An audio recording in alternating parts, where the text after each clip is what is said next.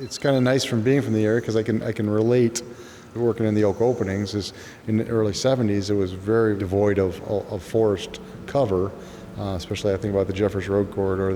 That when I was a kid growing up, that was mostly barrens, and now it's all grown up. My name is Tim Gallaher, Natural Resources Manager for Metroparks Toledo. Metroparks, we manage a massive amount of property for an urban county. We're managing wildlife. We have a seed nursery. We are managing many different types of habitats.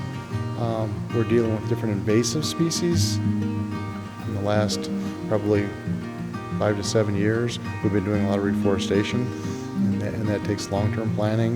The thought process of converting a field, an agricultural field, into a mature forest in areas where we would get the most ecological benefit. We have developed a native seed nursery just so we have plants that we can provide for restoration efforts that have the local genetic origin to the region, which is super important to us. We've been working on that probably at least 15 to, like I say, 18 years now.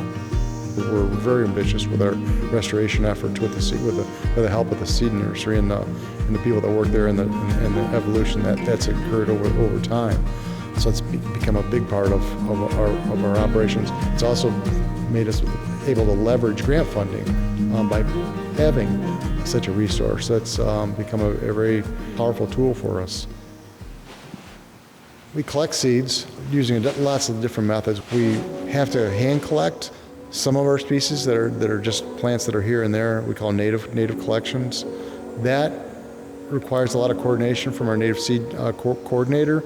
More rare species are cataloged, and we're very careful not to over-harvest those areas where we have significant populations. And we also grow, we call a propagation area, where we're able to grow and harvest large quantities of our prairie matrix species there.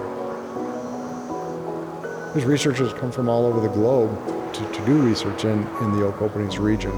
We have to embrace what we have. I mean, we have a globally significant habitat that would be in the oak openings region, and it's a complex region in itself, mixed with prairies and savannas, wet woods, wet prairies.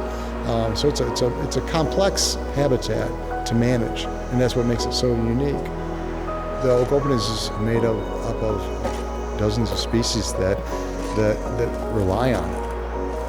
If we don't restore this habitat, maintain this habitat for what it is, we're in danger of losing numerous significant plants and animals.